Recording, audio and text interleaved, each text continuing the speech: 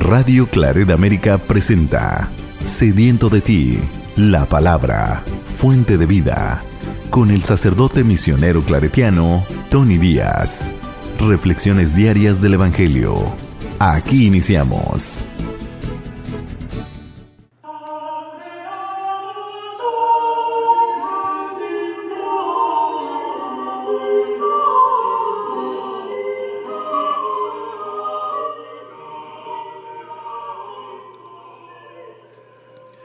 Bienvenidos hermanos a nuestras reflexiones bíblicas, las lecturas del día.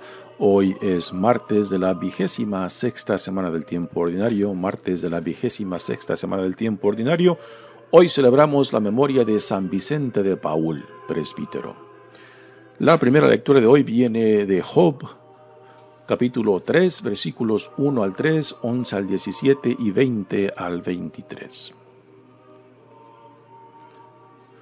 Job abrió los labios y maldijo el día de su nacimiento, diciendo: Maldito el día en que nací, la noche en que se dijo, ha sido concebido un varón.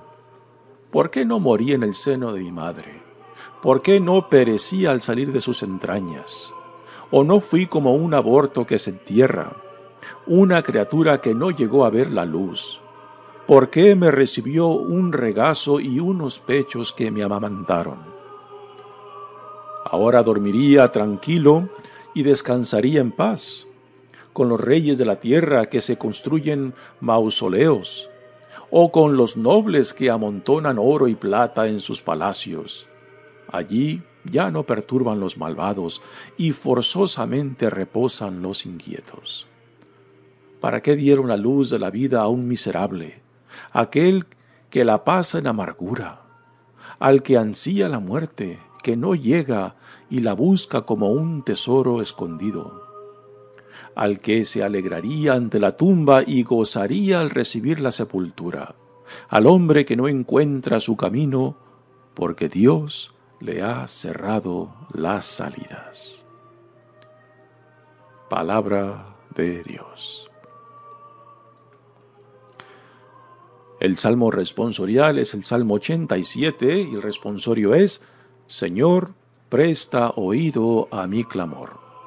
Señor, presta oído a mi clamor. Señor, Dios mío, de día te pido auxilio, de noche grito en tu presencia, que llegue hasta ti mi súplica, presta oído a mi clamor.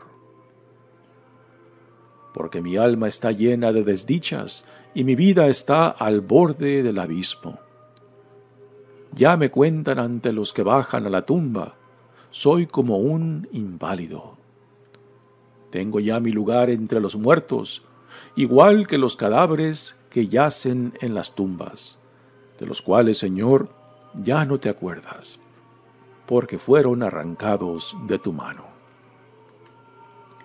Me has colocado en el fondo de la tumba, en las tinieblas del abismo. Tu cólera pesa sobre mí, y estrellas contra mí todas tus olas.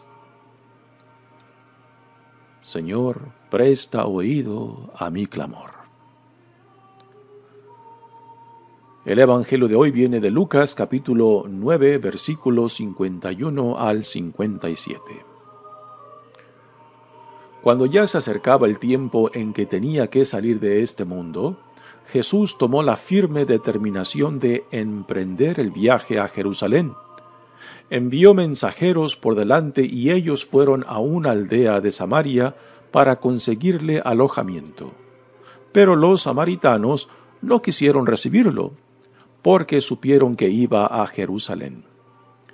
Ante esta negativa, sus discípulos Santiago y Juan le dijeron: Señor, ¿quieres que hagamos bajar fuego del cielo para que acabe con ellos?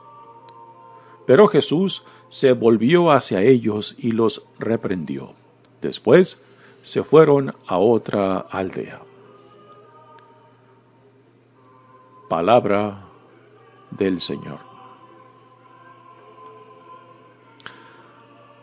Muy bien, demos comienzo a nuestra reflexión, pero antes de entrar a las lecturas propias, digamos algo acerca de San Vicente de Paúl, memoria de quien celebramos este día. San Vicente nació un día 4 de abril en 1581 en Francia. Se dice que fue ordenado a la edad de 19 años, lo cual es una edad muy joven. Regularmente aún hoy en día se requiere por lo menos 25 años de edad antes de que un sacerdote sea ordenado. Ya aún en vida, San Vicente de Paúl era toda una leyenda por su incansable apostolado en favor particularmente de los pobres, de los enfermos, de los huérfanos, de la población más necesitada dentro de la iglesia. Y fue también en favor de ellos que fundó la congregación de los que hoy en día son llamados vicentinos, para que trabajaran en pueblos y aldeas pequeñas donde los sacerdotes diocesanos pues quizás no tenían presencia. Después, en el año 1633, también fundó la Orden Femenina de las Hijas de la Caridad, que son legendarias en el trabajo en favor de los pobres, en favor de los huérfanos, en favor de la gente más necesitada dentro del pueblo de Dios. Así que en vida, San Vicente pues trabajó tanto con la clase alta como con la gente más necesitada dentro de su sociedad, y su trabajo, su apostolado era tan conocido y tan apreciado y tan favorecido por todos, de que aún la clase alta, la gente que tenía pues muchas posibilidad de ayudarle económicamente, lo hacían porque respetaban tanto su trabajo. Y también él pues sabía expresar su trabajo en favor de los pobres, y mucha gente, ricos, gente de que mucha soltura económica pues contribuyeron a su labor. Construyó una cantidad impresionante de hospitales para los pobres, también como orfanatorios y organizaciones caritativas. Y todo esto lo ayudó para que la sociedad en la cual él vivía en Francia, y después cuando su orden de misioneros se extendió por toda Europa, pues fue multiplicando su esfuerzo de que la iglesia pues diera más atención a aquellos más olvidados de la sociedad. La congregación de las Hijas de la Caridad, cuando se fundó, también crearon algo único y singular en esos tiempos. Fue la primera congregación de mujeres que vivió en comunidad fuera del claustro. Hasta entonces todas las congregaciones femeninas tenían que vivir enclaustradas, o sea, sin ningún contacto con el mundo de fuera. Pero esta congregación que San Vicente de Paúl creó de las mujeres, pues vivieron entre la gente, particularmente entre los pobres, entre los huérfanos, y con esto pues, llevaron su servicio a la iglesia más allá del claustro, lo cual fue algo singular e histórico en tiempos de Vicente de Paúl. Así que le damos muchas gracias a Dios por este impresionante e incansable obrero de Dios, que hizo tanto por la iglesia, también tanto por los más olvidados de la sociedad. Y un ejemplo para nosotros, ¿no? De que si nuestra fe ha de estar enraizada en el mundo donde Dios nos planta, pues Dios nos hará responsables y nos pedirá cuentas de los más vulnerables, de los más necesitados, de los más olvidados por el mundo, pero que para Dios son preciosos, son hijos e hijas amados de Él, y que por tanto Dios nos pedirá cuentas de cómo los hemos recibido, cómo los hemos tratado. Muy bien, pasemos ahora a las lecturas de hoy. Continuamos leyendo del libro de Job, y hoy ya entramos a uno de los primeros diálogos que Job tiene, donde Job descarga su dolor, descarga su sufrimiento, ¿no?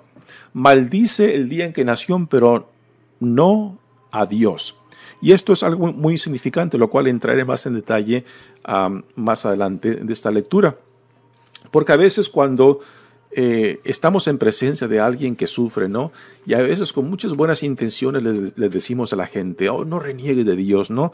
Que mira que Dios sabe el porqué. Sí, pero cuando uno no sabe el porqué del sufrimiento, el porqué de las cosas, pues el sufrimiento se intensifica y hay mucha gente, aún con buenas intenciones, que pretende dar una explicación, que pretende consolar. A veces intensifica ese sufrimiento, es como darle una bofetada a alguien que está sufriendo, ¿no?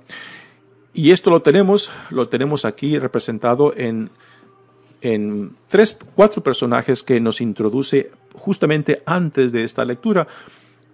Un personaje viene siendo la esposa de Job, que pierde la paciencia ante la paciencia de Job, que no reniega de Dios, que no maldice a Dios, y la mujer, la esposa de Job, le dice: pero ¿qué tipo de hombre tú eres, no? ¿Por qué aún sigues confiando en Dios? ¿Por qué no lo maldices? Y aquí Job le dice a su mujer, ¿no?, que está hablando como una mujer tonta cualquiera, ¿no? Porque si estamos muy a gusto y conformes de recibir lo bueno que Dios nos da, ¿por qué hemos también no de recibir los sufrimientos y las pérdidas que también están bajo la providencia de Dios? Lo cual es una respuesta que nos deja fríos, ¿no? De que tenemos esta idea de que conectamos todo lo bueno, todo lo grande, todo lo bello con Dios.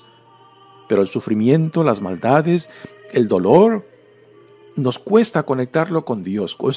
Y sin embargo vivimos bajo una misma providencia, donde la vida nos da de todos, tanto lo bueno de lo malo.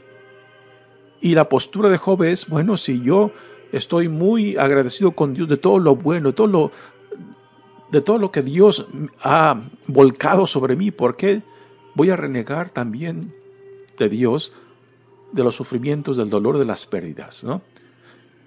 Yo creo que solamente alguien que ha caminado en estos zapatos de Job puede comprender estas palabras de Job. La mayoría de nosotros nos cuesta aceptar que el sufrimiento, que el dolor, que las pérdidas puedan venir de Dios, y de que no vamos a encontrar a Dios ni en el dolor ni en el sufrimiento. Pero aquellos que con gran valor han enfrentado tanto sus pérdidas como sus sufrimientos, con la esperanza de que quizás Dios sepa y quizás yo no lo entienda, pero me confío en aquel que me dio la vida, me confío en aquel que hasta ahora me ha venido acompañando, y que aunque yo no comprenda el porqué de las cosas, pues a últimas mi confianza, por encima de mi dolor, por encima de mis pérdidas, por encima de mi sufrimiento, mi confianza está en Él, en este Dios. Y si uno nunca ha pasado por estas experiencias, tanto de pérdida como de dolor, o por ejemplo de alguien que ha sufrido una depresión profunda, los que no la entienden, los que no han pasado por eso, a veces con buenas intenciones tratan de consolar, y es como si le dieran una bofetada al sufriente. Intensifican su dolor cuando tratan de justificar el porqué de las cosas o explicarle el porqué de las cosas, cuando no tienen ninguna idea de lo que la persona sufriendo está pasando. Por eso, quizás uno de los ejemplos que justo antes de esta lectura de hoy, de Job, nos pone es el acompañamiento de los 3 amigos de Job, que los menciona, les da nombre, que son Elifaz, Bildad y Zofar. Elifaz, Bildad y Zofar.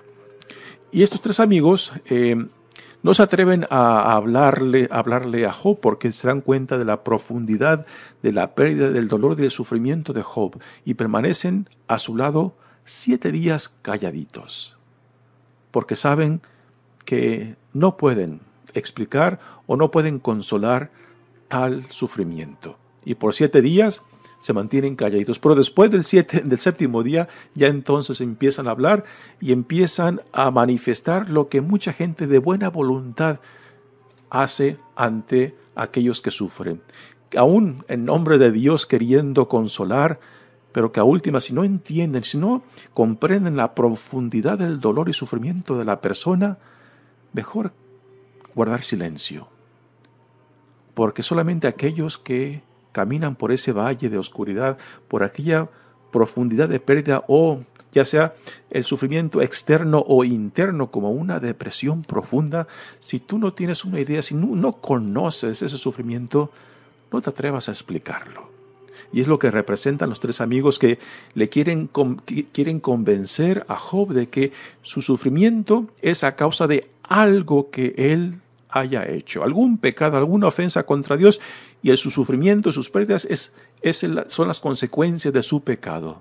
Y no, Job defenderá a capa y espada su inocencia, y es aquí el tema principal de este libro, el sufrimiento del inocente, lo cual a veces, y la mayoría de las veces, es muy difícil de explicarlo o querer consolarlo al que sufre, ¿no? Porque solamente se puede, yo creo, vivir y explicar y a últimas doblar rodillas y decir, Señor, hágase tu santa y divina voluntad.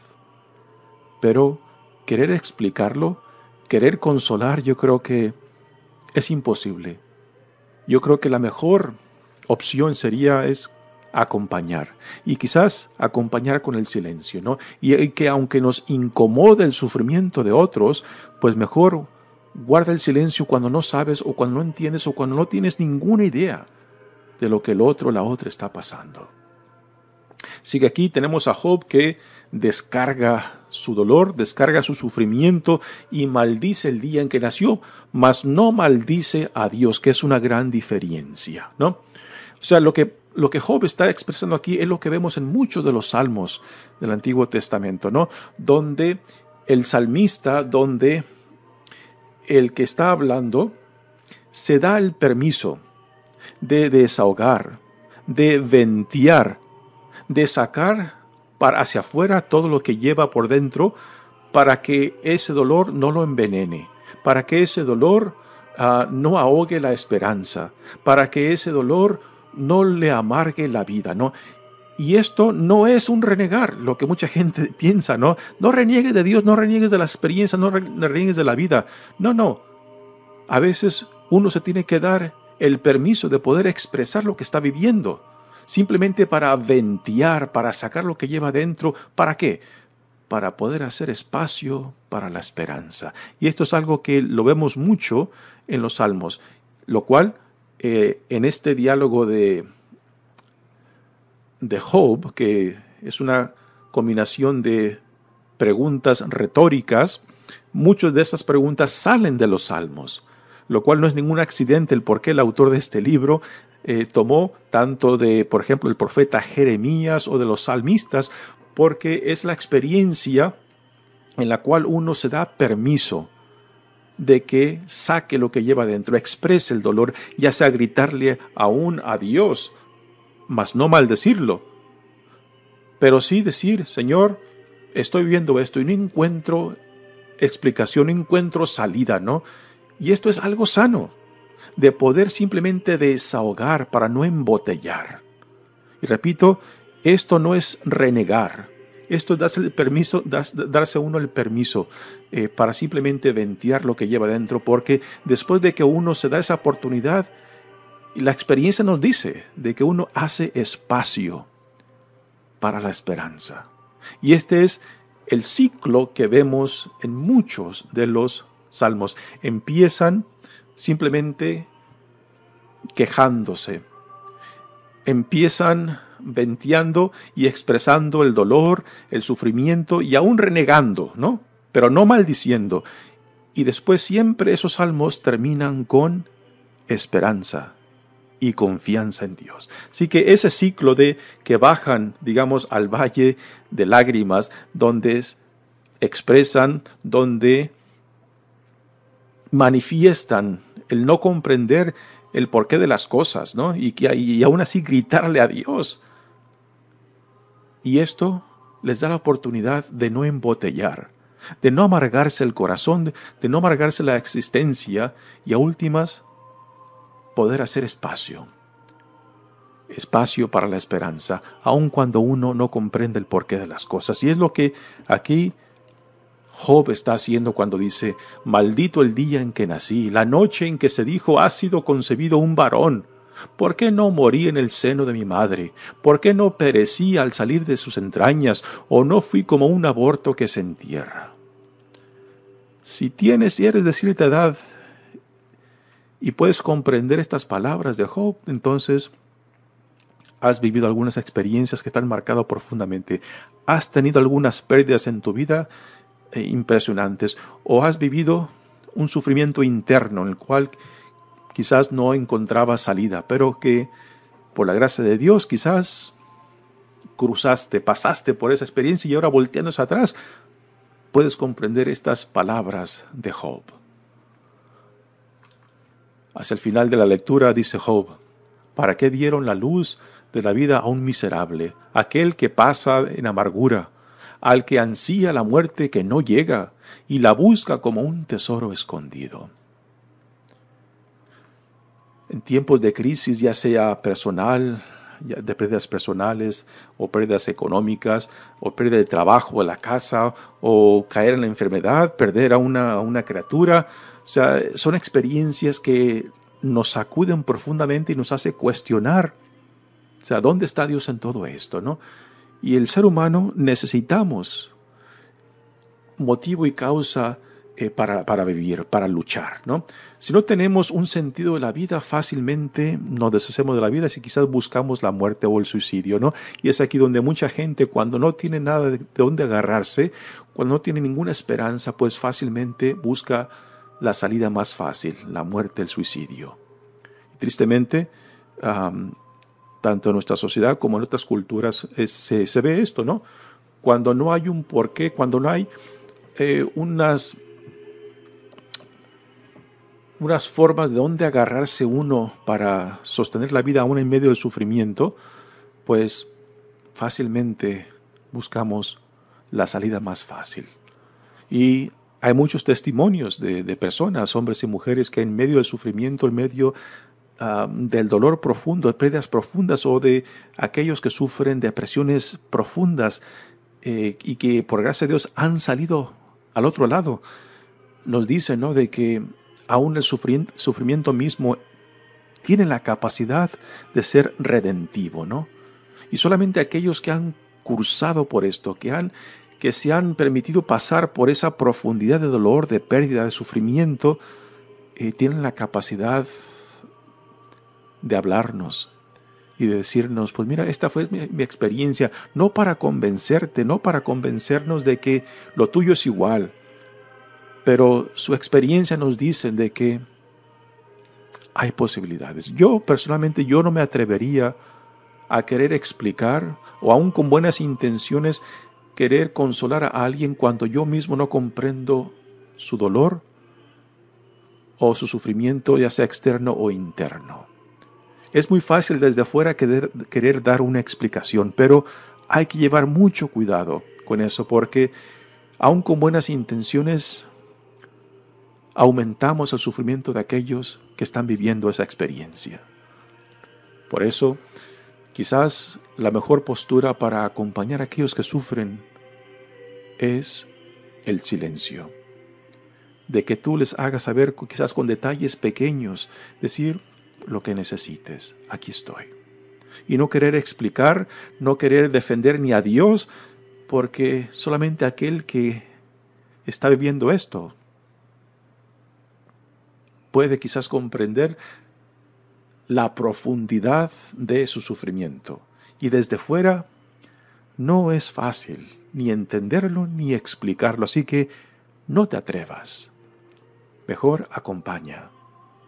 Acompaña con actos pequeños pero significantes, de que la otra persona sepa de que en medio de su dolor y sufrimiento, de que tú estás ahí para acompañar. Dice finalmente la lectura de hoy: al que se alegraría ante la tumba y gozaría recibir la sepultura, al hombre que no encuentra su camino, porque Dios le ha cerrado las salidas. Esta puede ser una de las experiencias más difíciles de aceptar, ¿no? De que Dios pueda permitir estas experiencias de dolor, de pérdida, de sufrimiento profundo, ¿no? Y que nosotros podamos encontrar algo de donde agarrarnos en medio de esta experiencia. pero es un acto heroico de confianza y de fe en medio de esa oscuridad que no sabes ni por dónde te lleva, por dónde vas, como que vas a tientas, ¿no? Pero tenemos las experiencias de hombres y mujeres en la historia que nos han dicho que aún el sufrimiento mismo, el caso de Jesús mismo, que el sufrimiento mismo puede ser redentivo. Pero una cosa es la persona que lo vive y otra cosa es de pretender que uno conoce y entiende. Son realidades muy diferentes y por eso insisto de que hay que llevar mucho cuidado en cómo acompañamos a aquellos que están sufriendo, que están doliendo.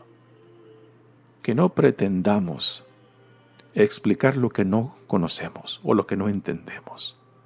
Por eso es mejor acompañamiento en silencio o acompañamiento de pequeños actos de caridad y amor que no pretendan explicar o convencer al sufriente de nada, simplemente de que sepa de que ahí estoy contigo, lo que necesites. Y quizás sea lo más caritativo, lo más amoroso que podamos hacer para una persona que está viviendo en eso, ¿no? Muy bien, pasemos ahora al Evangelio de hoy, que viene de Lucas. Y aquí es el Evangelio de transición, el Evangelio de Lucas, porque es cuando Jesús ya planta cara hacia Jerusalén. Y ya el Evangelio de Lucas da término a la actividad apostólica de Jesús en la región de Galilea. Y Jesús, ya como adulto, va a Jerusalén solamente una sola vez, como adulto. Y va para llevar a su fin su misión, donde empezará su pasión, muerte y resurrección en Jerusalén. Y aquí empezará ya la segunda parte del Evangelio de Lucas. La tercera será ya la pasión, muerte y resurrección. Pero con estas palabras ya Lucas nos introduce a esta segunda parte de su Evangelio, cuando dice: cuando ya se acercaba el tiempo en que tenía que salir de este mundo, Jesús tomó la firme determinación de emprender el viaje a Jerusalén, ¿no? Y ya Jesús sabe que no le queda otra más que encaminarse a Jerusalén, y siguiendo el ejemplo de los grandes profetas, pues sabe que ya no puede seguir evitando ese encararse o encaminarse hacia Jerusalén, la ciudad santa. Dice: envió mensajeros por delante y ellos fueron a una aldea de Samaria para conseguirle alojamiento. La gente de la región de Galilea, cuando tenía que subir a Jerusalén, tenían que pasar por el territorio samaritano, y entre los judíos y los samaritanos había mucha enemistad, aunque los samaritanos eran prácticamente familia de los judíos, familia en sentido cultural y religioso, porque históricamente se separaron por cuestiones teológicas, y los judíos veían con cierto desprecio a los samaritanos porque los veían como inferiores, y los samaritanos pues veían a los judíos con cierto resentimiento por la forma que eran tratados, ¿no? Y cuando judíos iban de la región de Galilea hacia Jerusalén, pues tenían que pasar por territorio samaritano, y los samaritanos, si sabían que iban a Jerusalén, pues lo rechazaban, y por eso muchos judíos tenían que dar la vuelta al territorio samaritano para poder ir a Jerusalén. Pero Jesús no. Él cruza territorio samaritano y en una aldea no son recibidos. Y aquí tenemos la reacción de dos de sus discípulos, Santiago y Juan, que en el Evangelio de Marcos son llamados Boárgenes o hijos del trueno, lo cual nos dicen que eran hermanos con cierta personalidad explosiva, impulsiva, y es aquí lo que se manifiesta en este Evangelio cuando se dan cuenta del rechazo a Jesús, y ellos le dicen a Jesús: Señor, ¿quieres que hagamos bajar fuego del cielo para que acabe con ellos? Esta es una referencia a una escena en el segundo libro de Reyes, capítulo 1, donde el profeta Elías, al ser buscado por unos mensajeros del rey de Samaria, Ocosías, manda bajar fuego del cielo que los consume, o sea, que los mata. Y fue una reacción pues muy violenta por parte del profeta Elías ante estos mensajeros del rey que lo buscaba. Y aquí Jesús, en esta reacción de estos discípulos suyos que en cierta manera quieren actuar como el profeta Elías, bajar fuego del cielo para que consuma a estos samaritanos por el insulto de no recibir a su maestro, ¿no? Pues Jesús aquí nos manifiesta una opción muy diferente. En vez de actuar aún en nombre de Dios, aún en nombre del Hijo de Dios, del Mesías, esta forma violenta, Jesús los reprime y les dice no. Y aquí sale un tema muy importante, de que aun cuando nuestras intenciones es querer defender a Dios con violencia, no deja de ser violencia, no deja de intensificar lo que Dios a últimas en Jesucristo nos dice: alguien tiene que ser la persona madura y de poner alto a la violencia, porque la violencia genera violencia. Y aquí Jesús, ante este rechazo a los samaritanos, dice no. Prefiere Jesús manifestar una cara diferente de Dios, no la violencia de Dios, sino la compasión y la misericordia de Dios. Y es una lección impresionante para sus discípulos, que queriendo imitar al profeta Elías, bajando fuego del cielo para consumir a estos samaritanos, pues nos deja una lección importantísima, que cuando pretendemos defender a Dios usando la violencia, lo único que genera es más violencia. E históricamente tenemos esto muy claro, ¿no? Que cuando queremos defender a Dios o defender la iglesia por la violencia, pues no estamos hablando en nombre de Dios, no estamos hablando en nombre de Jesús, estamos promoviendo más nuestros intereses y ahí nuestras inseguridades. Y esta reacción de Jesús ante esta intención de estos dos hermanos, Juan y Santiago, pues es una lección que aún nos sigue retando hoy en día, de que hay que llevar mucho, pero mucho cuidado cuando pretendemos hablar en nombre de Dios o cuando pretendemos defender a Dios o a la iglesia con la violencia, porque a últimas esa violencia fomenta más violencia. Y Jesús nos da una opción muy diferente, que nos reta constantemente a ir en busca de la no violencia, no pasiva, sino siguiendo los pasos de Él, que ante la violencia que cayó sobre Él, no se dejó definir por ella. Y hasta el último momento fue fiel al amor, a la compasión, a la misericordia, a la justicia de Dios. Y esta es la enseñanza por excelencia que aún hoy en día nos reta a la mayoría de nosotros. Mi nombre es Padre Tony Díaz, misionero claretiano. Que Dios los bendiga. Radio Claret América presentó Sediento de ti, la palabra. Fuente de vida. Sus comentarios son importantes. Contáctenos en radioclaretamerica@gmail.com.